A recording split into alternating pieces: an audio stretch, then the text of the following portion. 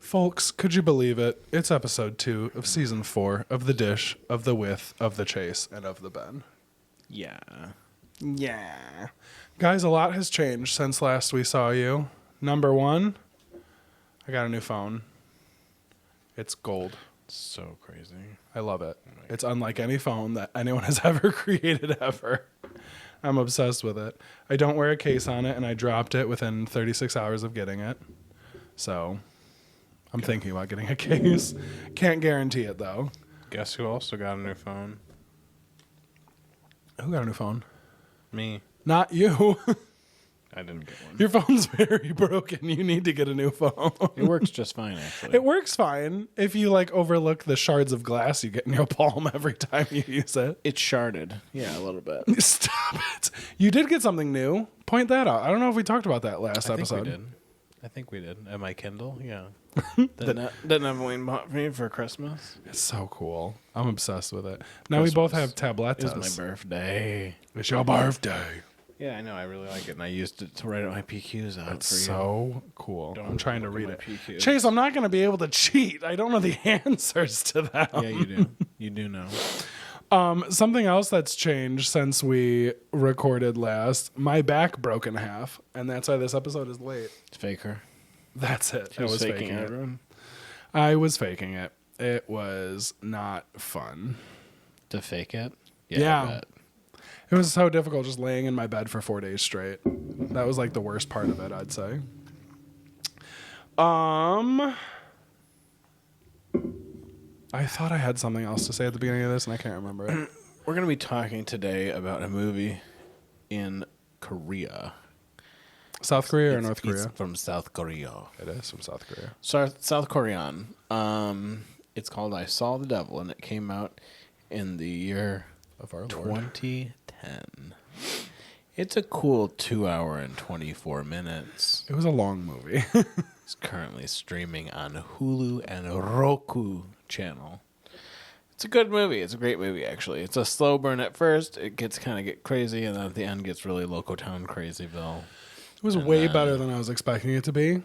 I don't think it's that slow burn. It pops off pretty quickly. It's pretty good, yeah. You get a lot of information as you go along, so it gets heavier as it goes, but it kind of comes out of the gate swinging.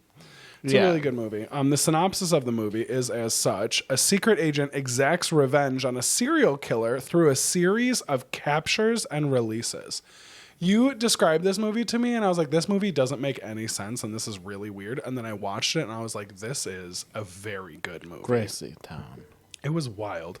It was shocking. It was a lot gorier than I thought. I will say, because different countries don't have the budget or the companies behind their movies like America does, a movie that was filmed in 2010 in Korea looked like a movie that was filmed in the 90s in the US.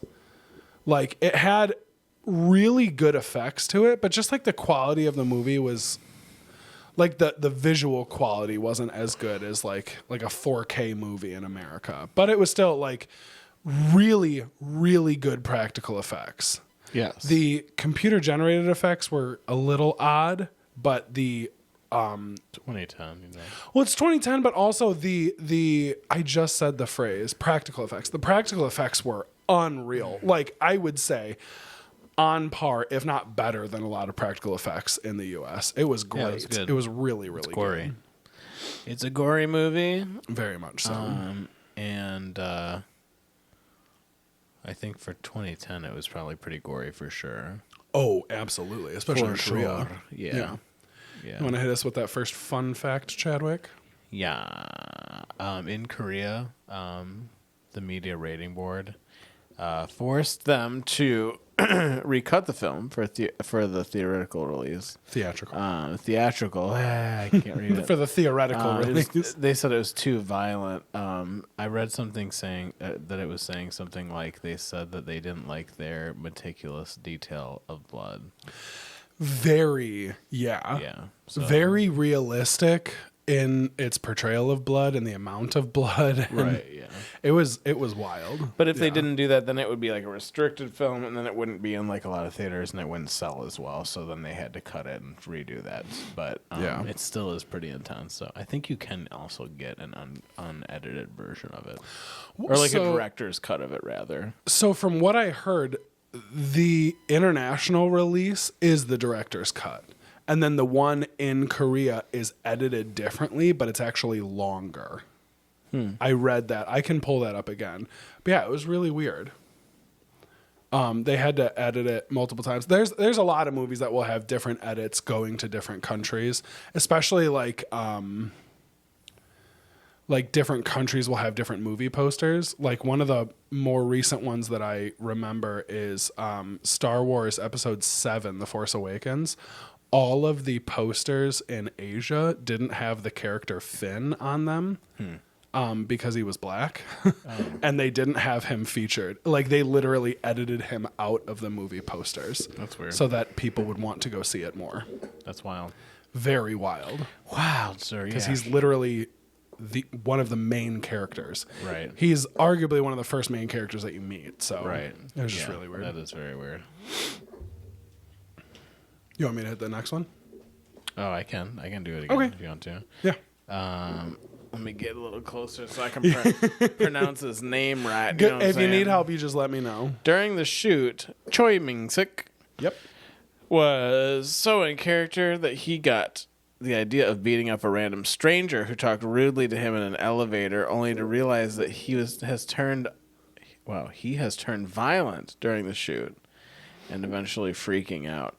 Following the film's release, he met a girl in an elevator who freaked out and panicked seeing him having watched the film. That's kind of funny. Yeah. To calm her down, he told her, "I don't kill people anymore, so you don't need to be worried about me. I'm human, not a killer." That's funny. So he's in the movie. He's like, the actor is the guy who plays the main serial killer. Yeah. And he was just like, oh yeah, I'm gonna beat this dude up who's like talking trash to me in an elevator. And he's like, ooh, maybe I shouldn't. Maybe this movie is affecting me a little too much. Yeah. And poor girl saw him and she's like, I'm gonna die. Oh my god. So funny. Yeah. Lastly, this movie was included among the Letterboxd's tops 250 horror films. I wouldn't say it's a horror movie. I also thought that, but I mean, like anything that's like gory like this, they just make a horror movie. It's kind of a body horror. I guess you could say that about like Copycat then, but I just feel like that's not true. It's like a true crime thriller. Well, I think Copycat is definitely more of a thriller. I think they just like broad spectrum stuff. It's pretty sweeping. Whenever there's like a serial killer, they're just like, oh, it's a horror movie. Duh. Yeah. Yeah, I woun't describe it as scary, but That being said, speaking of him as the serial killer in this movie, we're going to hit you with a pop quiz. PQ.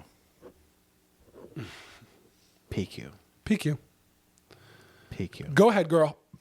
Pop quiz. How many active serial killers are in the U.S. at one time, usually, at a time? The FBI claims. Okay. Are you going to give me those ranges, or I'm just going to have to guess? We're going to say A is 100 to 120. Okay. In the whole United States. Whole United States. B is 25 to 50 in the whole United States. C, 125 to 150. Or D, 15 to 25. I am really hoping... You're like, I want it to be 3. I want there to be like none right now. Like first time in history, no serial killers. I'm going to go with B, 25 to 50. Yep, you're right. Oh, thank God. my odds are pretty good then. My odds are pretty good. I remember hearing a statistic on it. Yeah, active serial killers in the United States are 25 to 50 currently. Ugh. So that's like at least maybe one per state. That's crazy. Yeah. That's wild. I'd hate to meet the serial killer in Hawaii. It would be harder now, I think, to be a serial killer because it would just be so much easier to get caught. Yeah. Yeah, I think so. But the thing is, too, like, if you think about it, like, oh, their fingerprints. That's what I always thought when I was a kid. I was like, well, their fingerprints are there. Obviously, they know who it is. You can only use fingerprints that are already in a database. Yeah, true. So, like, I mean, my fingerprints are in a database. Your fingerprints are in a database. Yeah, true. If, like, just some random Joe Schmo decides to kill somebody, again, randomly, first time, last time, it's like, okay, there's nothing.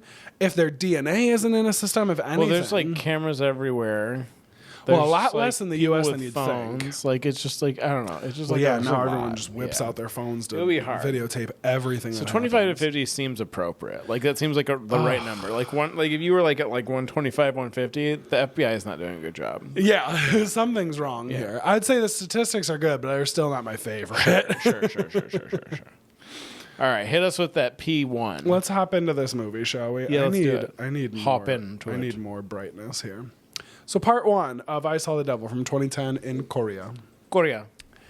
Jang Kyung-chul, a school bus driver, encounters Jang Joo-yoon. That's me. Offers to fix her flat tire, and then brutally murders her after taking her to his home. He beats the crap out of her. It is very intense. And that's like the first scene. Homegirl's sitting in her car. She's on her phone with her husband. She's like, oh, it popped. I'm going to get the driver to come get me. You need to cool it. I wasn't doing an accent. She was just very demure, very mindful. She was just very quiet and soft-spoken. This dude comes up and he's like, hey, I can help you. Like, I drive a bus. Come on in. She's like, no, I'm going to wait for the tow truck driver. It's fine. Like, thank you. And he's like, no, seriously, like, get in my car. She's like, no, it's okay. So he, like, walks away for a second. And then he just, like, punches out the window and starts trying to grab at her and get her. Yeah. She tries to escape. He grabs her. Yeah, it's over. Like, beats the goodness gracious out of her in her car. Chains her up. Yeah. Cuts her up. Dude, very brutally cuts her up. It's like he's like, doesn't mess around. He doesn't waste any time. Yeah, he's just like, intense. yeah. So grabs her, kills her at his house. He has like a little killing basement. Yeah. It's really convenient. Yeah, washes her away. And while he's washing her away, her wedding ring falls off her hand and like kind of goes down the grate and like kind of rolls away. So it's like, all right, well, yeah, there's no more evidence apparently. And then Joo-yeon's dismembered body parts are discovered in a local stream, prompting a police investigation led by her father, Squad Chief Jang. Her fiance, Kim Soo-hyun. Fiance. Vows revenge. So her dad is the police chief. He is like called to the scene, but they don't really know if it's her yet. So they're trying to keep him away. He's freaking out. He just needs to see, finds out that it's her. And then isn't it him who calls the fiance or husband, fiance, and basically is like, hey, like she's dead. And he breaks down. Yeah, he has a hard time with it. He has a rough time. Yeah, so Soo-hyun, he's an NIS officer. He's like a secret agent. He's like a Soo-young, you said? No, I said Soo-hyun. Very close. Okay. Apparently, Pan-Asian names, there's only about 5 names that they just throw together. Yeah. He's an NIS officer. He investigates suspects and discovers Joo-yeon's ring at Kyung-chul's home, confirming him as the killer. So he finds out his fiance was just killed. So he's like, okay, cool. I'm going to take some bereavement time. Like he talks to the... 2 weeks. Well, yeah. So he talks to like his boss, and his boss is like, okay, like you can take a couple months. He's like, I'll be good with 2 weeks. He's like, no, seriously, like... your fiance just died like pretty brutally. Like you can take some time. He's like 2 weeks. He's like, okay, go ahead. So he basically takes a 2-week vacation. He gets a list of suspects and he starts hunting them down one by one, and trying to killing them all. Yeah. Yeah. He kills them or he just beats the goodness out of them? No, he doesn't kill them. He beats them up. Yeah. He like beats them up and turns them in. So like he's just like basically going on this list and he finally gets to this guy, Kyung-chul, and he like basically gets to his house, starts looking around, sees that he has this like basement, and he's like looking around and stuff, and he looks down in the grate, sees the wedding ring that he gave his fiance, and like immediately like it clicks. He's like, all right, this is the guy. This is him. Like I'm going after him. A guy. So we'll get into it a little bit more in part 2 and part 3, but he finds out that's the guy. Finds out that's the guy. Oh, okay. Chadwick, I have a question for you. Let me hear it all. If a loved one of yours was brutally murdered, would you trust the justice system to do the right thing, or would you attempt to handle it yourself? I would initially trust the justice system. I feel like that's all you really can do. You can, yeah. I was gonna say, and it depends. Like, if it was like really like, it was like proven that they did it and everything like that, then yeah, I would just be like totally fine with them going through it. Yeah. But if like nothing happened, that I don't know if I could let that slide. That's what I was thinking. Like, you know, if something happened, the guy is brought to justice, the guy goes away for life or he gets a death penalty or whatever. Like, okay, justice was served for my loved one. I always think about it like if my mom was killed. Oh, okay. I don't know why. That's the only loved one that comes to my brain. Mom. My beautiful mother. Like if that happened and the justice system was like, okay, here's the guy. We found him. We put him away. He's never going to do this to anyone else. Justice has been served. Okay. I mean, what? I'm not going to sit here and like want more. Like everything is done. We need to close this chapter. I need to grieve. Yeah. I need to grieve. I need to mourn. Grief. I need to grief. I need to put it away. Yeah. Let's say, hey, this guy killed my mom. He like gets off on a technicality or something like that. Like, very like law-abiding citizen. Yeah, I would have a really hard time. Yeah, I would have a hard time. And I would law-abiding citizen him. You'd tie him up to a table and hang a mirror over him and cut off his pinkies. Cut off his pinky toe. I would that like. Obviously, it's a little different because Homeboy has like a specific set of skills and he can take in their ass. Yeah. But it's just like it's really difficult to try to imagine myself in that situation because I don't have the skills to do that. You would feel hopeless no matter what. Like that's what sucks. It would be really You would be tough. at the mercy of either the justice system or like that person. It sucks. Yeah, it's tough. You got another PQ? Got a little PQ for you over here. Pop quiz it up, Poppy baby. Quizzy. Speaking of, these are some really nice, not bleak pop quiz questions. I mean, it's not the most positive movie. We're really trying to get into Halloween a little bit earlier. I know. Pop quiz. How long does someone stay alive for after being decapitated? Stay alive after being decapitated. Yes. Okay. A, 10 to 15 seconds. B, 5 to 8 seconds. C, 1 to 4 seconds. Or D, you immediately lose consciousness if you have your head severed. I think it's kind of long. I want to say 10 to 15 seconds. You're wrong. Oh. Do you want to guess again? No. Are you sure? Well, I could have sworn that I read something where like somebody was like blinking and their eyes were responding for up to 3 minutes. So I don't know. I thought I read that somewhere. That could be like a muscle thing. That's the thing. It might be like reacting to stimuli, Right, yeah. but you might not be conscious. The answer is B, 5 to 8 seconds. Okay. 8 seconds was extra because I read about it. 8 seconds being the record. For We should try to someone beat that staying record. alive. Like your brain is conscious. How do you track that? They can't talk. I don't know, but it was done. Yeah, that's weird. That's crazy. 5 to 8 seconds. 5 to 8. That's a long time, That's honestly. If you very think about long. it, yeah, 8 seconds is cool. Like you have time to be like, "Fuck, I'm dying." Oops. All right, so I got to mark this one as not for children. That's crazy. Okay. You want to hit us with part 2? Part 2. Soo-hyeon begins a cat and mouse game with Cat and mouse. Kung Chui. Kyung Chul. Keanu Reeves. Keanu Reeves. We're gonna call him KC, and the other one SH. That's what we're gonna call him. Casey and Yeah, beating him up multiple times, but keeping him alive by forcing him to swallow a tracker to monitor his movements. That's crazy. He like beats him up and then like gives him money. That was the weirdest thing. So we're watching this movie. I'm having a hard time following. It's late at night. Sure. We're watching it. He just beats the goodness gracious out of him. Yeah. And then he like wakes up in a pool of his own mess with just an envelope of cash on his chest. Yeah. And I'm like, what? Yeah. He does that though to like show him like how like insignificant he Like, is. yeah, I am like, in it's- charge. And He's like, just like worthless. So He's nothing, brutal. Yeah. And then basically like Kyung Chul kind of just goes on like a rampage. work. He just kind of goes on a rampage. He kills like He's two dudes pissed. in the Yeah, taxi. he goes off. he's like just kind of like wandering, just kind of vagabonding around, like being kind of like weird. He visits like a clinic for treatment, and that's not really something that like someone like him doesn't really. Those people don't change like ever. No way. And he immediately, of course, sexually assaults a nurse. Yeah. Soo-hyeon arrives and inflicts more pain on him, and he basically like Soo-hyeon like tracks him and follows him in the time he has and allows him basically to be tempted and then beats the crap out of him If he chooses poorly. it basically is like a physical form of electroshock therapy. Yeah. He's like basically just punishing him every single time he has like an impulse.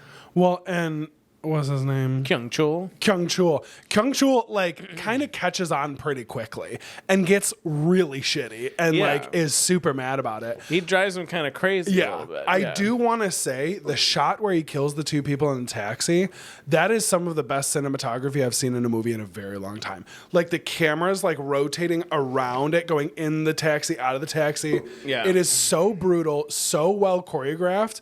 It is an incredible, incredible scene in this movie. It's bleak and intense. Yeah. So good. Kyung-chul visits his cannibal friend Toju. Taeju. I thought it's an O there. It's A. Taeju. And it's a gross scene too because that guy is so gross looking. They're like sitting. He looks very swollen. He does look a little swollen, but he's basically like sitting there just like eating things and like basically like you can tell it's people meat, and he's like talking about how good it is, and like once you have this, like you can't have anything else. And then he like basically runs out of meat, so then he like goes into this like girl dungeon that he has, like tries to get a girl. It's just like a whole thing, and it's like so it's a lot. Like it's just gross, and it's like interesting to me because it's like so all these like scumbag people just know each other. They're It's just like hanging out with each other, of like just disgusting ass people that just should all burn in hell. Yeah, honestly, yeah. Like it's just so I don't know. gross. It's so weird. That to me. whole house. I hope that's not a real thing. That's like a network of those people, but it probably is. Let's hope the 25 to 50 don't know each other very well. Yeah, right.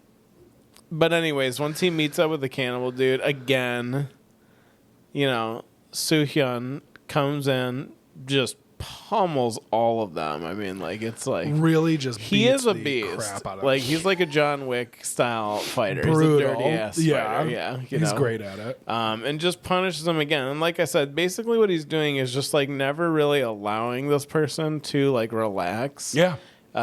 It's just this constant anticipation game of like when he's gonna come and beat him up. And like at this point, I think like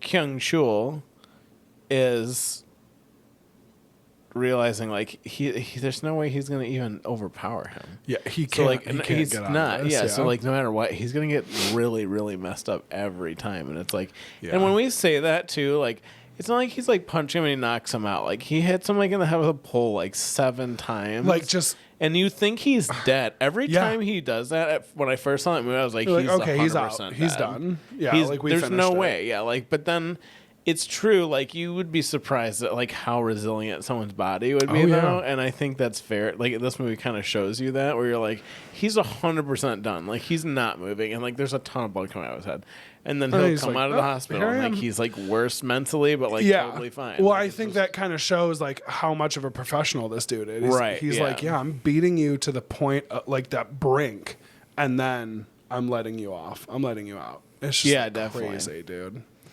Do you have a question for me? I'm going to hit you with a question. question? I want to ask you this question because I think it's a little it's a little pointed. Before I read this question, I am a practicing and devout vegan. So this is where it kind of comes in. Dude. It's stated in the movie that the cannibal character, Taeju, he's like going crazy because he's a cannibal. Like it was stated by Kyung-chul. He's like, you're just crazy because you eat people. And like that has been kind of documented in a lot of different studies. Like cannibals tend to really have a lot of like mental deterioration the more they eat people. Do you agree with that statement? And what would be your response to humans eating human flesh causes mental deterioration? But why wouldn't humans eating other types of flesh cause the same kind of deterioration? I think that's a fair question. So a few things. I do have an answer for this. Okay. To an extent. Say it. So a long time ago, I watched this like documentary, and it was called I think it was called Dining with Cannibals. I've heard. Yeah, I've heard. And it was like this guy that basically just like went all over the country, or not country, all over the world. Yeah. And like he just literally like tried to find indigenous tribes that still practice cannibalism, right? Mm-hmm. So I remember watching that, and a few things. It's not. From what I remember, it wasn't like human flesh that makes you have a brain, like deterioration of brain. Mm-hmm. There's a chemical in the human brain that if you eat that chemical, it will mess up your brain. Like it deteriorates. I don't know what it is or what. I don't remember, but I remember them talking about that. Okay. And it possibly doing something like that. I also remember that them showing and like people having it and explaining that it would give you like basically like a body tremor over time. Ooh. So if you like eat too much of that meat, it starts to give you like a shake. Like they have shakes and they are like really like ornery and crazy. Yeah. But so it's more of like a chemical reaction, not like a moral reaction. Yeah. I also suspect though, just like as a layperson, like most people have a lot more like toxins and impurities in their body than animals. Like we eat so much stuff that's just like not like, and we're just like so exposed to a lot of things in the atmosphere and like out and about and doing stuff, cleaning products, hair product. Like there's just so many things, a lot of chemicals in the that like if you think about like our meat as opposed to like a Wagyu cow, like it would taste not good. You know what I'm saying? Like in comparison, like it's just not the. People aren't bred to be eaten. You know what I'm saying? Like, so it's like it's just not gonna taste like that. So I think that there's like a lot of factors involved in it. I think a lot of it though is like chemical. Yeah, that would make sense. Yeah. What do you think? I mean, I think there is just something. I joke about it a lot, but I do feel like I don't want to be like consuming death. Like I don't want to be like. You think you could eat a person if you had to? Oh gosh. Plane crash in the middle of the jungle. You love this. You think I'm Yeah. You love this stuff. Plane goes down. Something to inform our viewers. If you ever speak to Chase on the phone every single morning like I do, Chase in the middle of a conversation will hit you with the most outrageous and outlandish hypothetical question. Ben's a lot of fun. He'll be like, what would you do if you wake up tomorrow morning and you're a completely different ethnicity? And I'm like, what are you talking about? Yeah. He's like, what would you do if you woke up and you were an Indian man? Or you sounded like Morgan Freeman or something like crazy. If I sounded like Morgan Freeman, I'd make Ever since I was a little boy. I can smell you. I can smell you. I just saw a video with that quote and it was so funny. Yeah, I really don't like hypotheticals. Whatever, dude. Makes this you could eat this podcast so boring to listen to. But you could eat it. I mean, I feel like I would have to. I have said that if like medically, like I was going through like a lot of medical issues, and they said, listen, like you need to reintroduce like people meat. Yeah, the doctor was like, you need to eat more human. I'd go over to Chase's house and cut his leg off and chew on it. Yeah, I'd probably have to, but also I don't really have like that high of a drive to live. Sure. So I'd be like, if you were eating a person to live, would you want to like what would you ask for their consent. Eat first? Thigh. You would go right for the thigh? Yeah, dude. I think I would go for either like the back, like the calf. Oh yeah, perhaps, or the. I hate this. No, I would do the thigh, perhaps. Yeah, too, dude. If I gotta eat somebody, yeah. It's like that scene in I think Hostel Part 2. Yeah, where like homeboy is just like laying on a table and they're just like taking like slices off his leg and cooking it and giving it to that guy and he's eating it. Yeah, true. Segue. PQ. Secret. Fast. PQ. No. PQ round. PQ. Are you ready? Okay, what did infamous cannibal Jeffrey Dahmer claim tasted the worst on a person? Ew. It's going to be A, eyeballs, B, feet, C, tattoos, And D, spleens. Not spleens. Not I think tattoos. spleens? I think tattoos. I think he wouldn't like tattoos because he could taste the Bing, bing, bing. He ink said in it. correct. Tattoos. Yeah, dude. Which is weird because when I looked into this, that's like multiple cannibals have said that. It's gotta be true then. Yeah. Ew. It's kind of interesting. That's so yucky. It's weird. We will never get eaten, dude. Thank God. Never. Well, no. My entire midsection is going to get eaten. You don't have any eatable spots, do you? No. Like your left butt cheek. Yeah, dude. Or your right butt cheek. Whatever one doesn't have the giant flower on it. I have a sea monster on both my butts. She monster, sure, yeah. Ewy. What a dark turn this has taken, hey? Isn't this a bleak podcast today? It's a tough episode. Let's try to do something nice. What is your favorite plant-based product to eat? Ewy. Don't you dare. My favorite plant-based product to eat right now currently is sweet potato mashed potatoes that Neveline make. Which is really so funny. And she had to beat that into and you. they're good because we use these like white sweet potatoes and they're like Japanese Asian sweet ones, potatoes. and they're really good. It's funny. You hated sweet potatoes for the longest. I My do. dad also hates sweet potatoes. Anytime They're you good mention now. sweet potatoes, I really like savory things. I like salty things. I like spicy things. I cannot stand sour things. So a lot of times, like sweet potatoes, I'll like dice them up and roast them with like spicier spices, like cayenne pepper and sriracha and everything like that. And anytime I mention that I'm eating a sweet potato, my dad will always go, "Oh, do you have maple syrup and marshmallows on it?" I'm like, "Okay, Dad." Classic JS. I remember the first time I saw sweet potatoes, I saw people, they made sweet or like yams or sweet potatoes for Thanksgiving, or was it close to Christmas? It was while I was on the road. It was Yeah, that 2012. makes sense. And someone took this pot out, like this dish out of the oven. Yeah. And it was like sweet potatoes with marshmallows and brown sugar on them. And I was like, I literally cannot eat these because my dad won't let me. And everyone laughed at me. And I said, no, really, my dad will kick me out.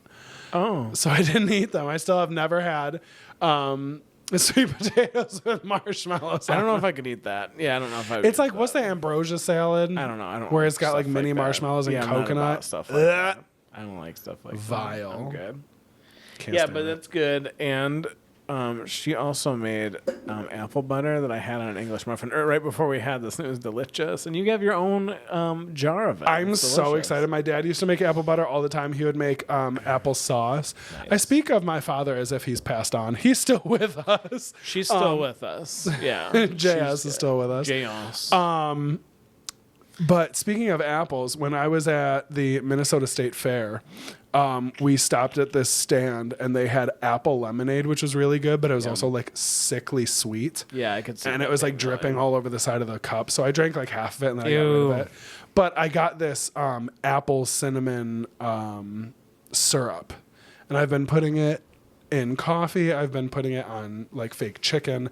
It is In your hair? so good. In my hair, up my sleeves, everywhere. It was so good. I still have some. I really want to make waffles. I have a waffle recipe I want to make, but I just don't have. I don't like sweet breakfast. I like savory breakfast.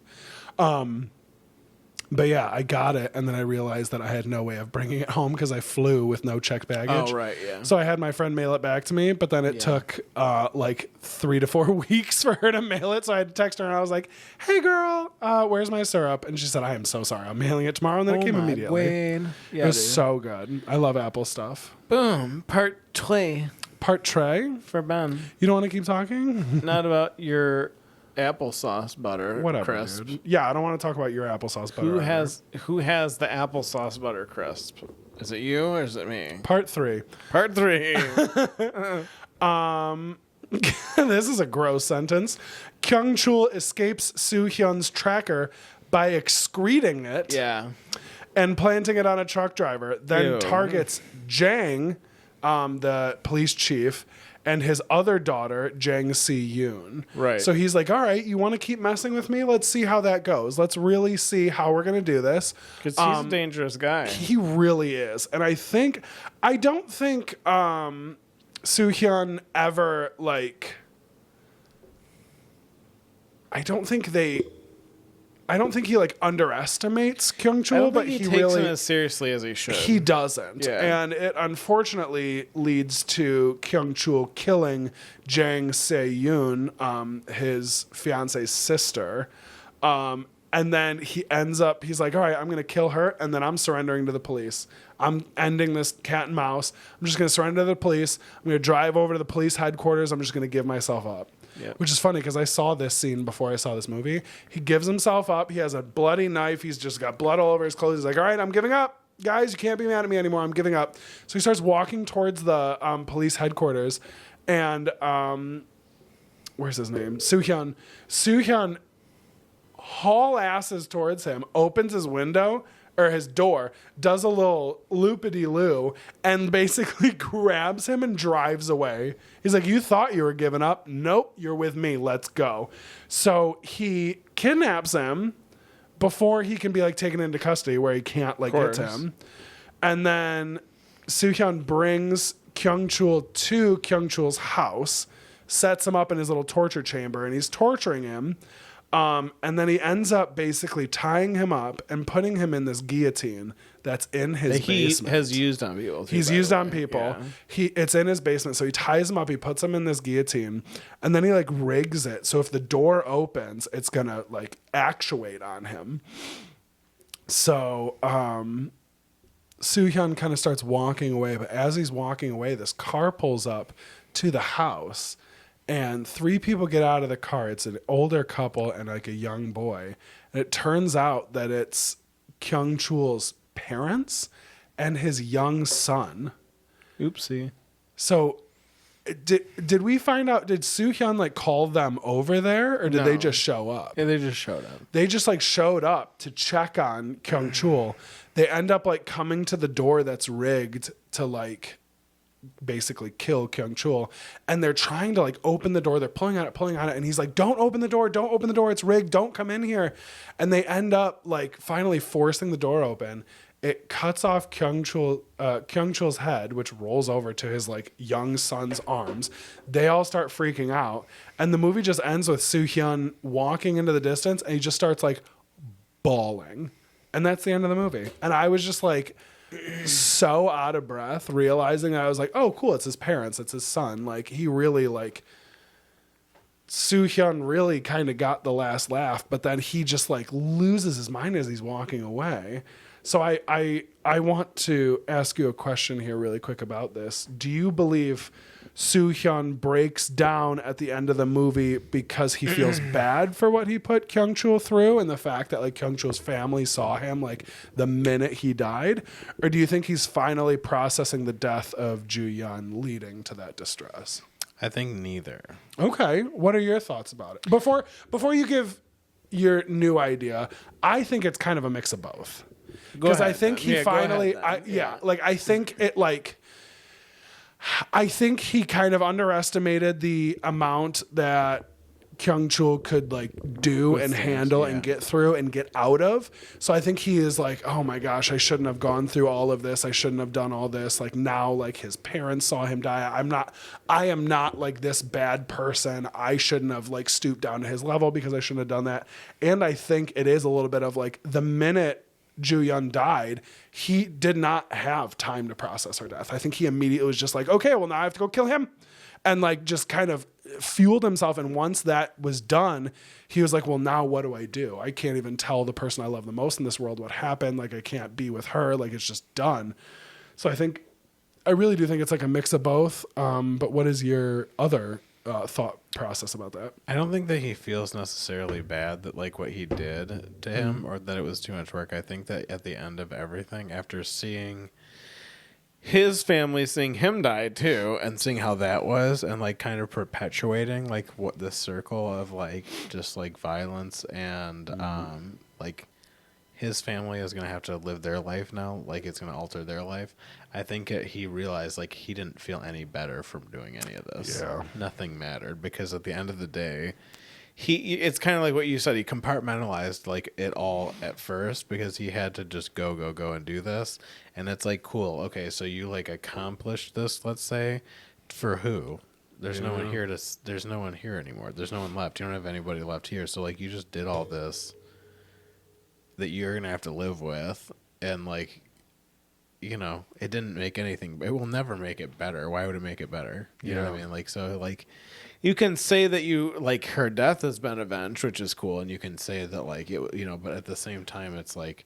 How this cool isn't is that, like and again she's gone like she doesn't care, like, you know what I mean, like, so it's tricky, I think, but I think it was one of those things where like everything kind of hit him at one time where like he realized he didn't have anyone to share that moment with, but also like that moment is just kind of like it wasn't the way to go, I don't think, you know what I mean. Though I will say, like, he did save a lot of people, too, from, like, getting hurt or killed or anything like that, anyone too. that got, like, too close to him kind of doing what he did before, he kind of got them out of there. Or, like, honestly, you're going to do that, just kill him. Yeah, stop toying with just him. Kill him. You're not going to change his, like, way of doing things. Yeah, because now you're, like, now you're worse than that. Like, that's just not, like, I don't know. Anyways. Those people are tricky, though, because it's like I said, like, he's an evil person, I would say. So, like, it's just, like, a tricky thing. Dude, so it's like, I don't feel bad for the guy. Like, you know what I mean? For sure. Yeah. Which brings me... You're going to hit me with that last PQ? Oh!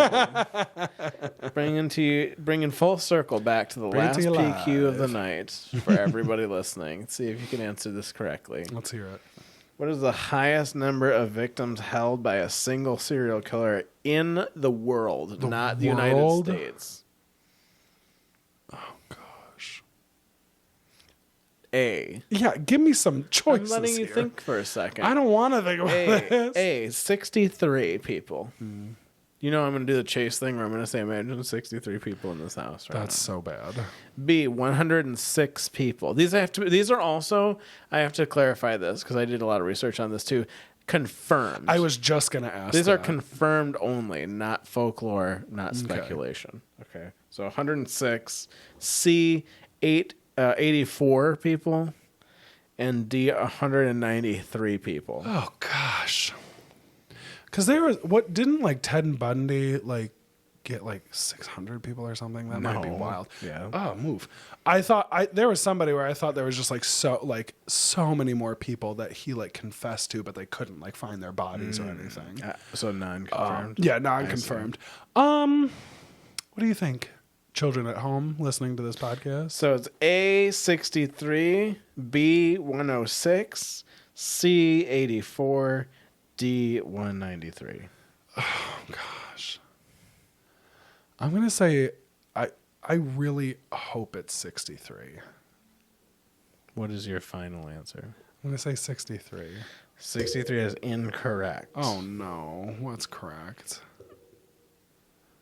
Is it 190 something? D 193. No. By convicted killer Luis Garavito.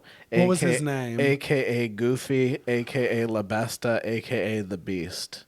He has 193 confirmed kills with a speculated body count of 193 to 300 plus kills. That's wild. Yeah. He recently passed away in the last few years from, I believe, cancer of the nose. But that's a way to go. Yeah, dude. Colombian serial killer. Colombian. The Beast. That's and gross. I will say he lived up to that name. Yeah, dude. So, it's a good movie. I like that movie a lot. It's very unique. It is a very good if you're trying to dip your feet into like Korean like iconic true crime / horror / thriller. This is a really good one to get into. I would also say like another couple would be Old Boy, which we may or may not be covering. We might be covering. Yeah, Old Boy might be one. I would also say Ichi the Killer is a great one. I want to watch. That was on our list. We voted that one out. Yeah. But I do really want to watch that so bad. Outrage. There's a lot of like cool ones. Golly that we'll start listing a few, but you have to really tap into stuff like that. There's another one, a French movie called The Haine, which is the hate, I believe. I think it's translated as I would. Apparently, that's a great one. I haven't watched it yet. I want to get the Blu-ray on eBay to check that one out. But yeah, so I would check out some of those Korean ones because a lot of them are unique. A lot of them are just as good, and don't be discouraged by subtitles. Oh, it's great. It's not really so bad, and you can get into it. Is incredible. Yeah. And like I said, you just don't want, if you're really into stuff, like there's just so much more to dabble in if you just kind of open your mind up a little bit to stuff like that. And then if you do end up watching this movie on Hulu, head over to Netflix and kind of cleanse your palate with the show Extraordinary Attorney Woo. It is also a Korean show. It's about this woman who has autism, and she becomes an attorney, and she is incredible, and it's such a great show.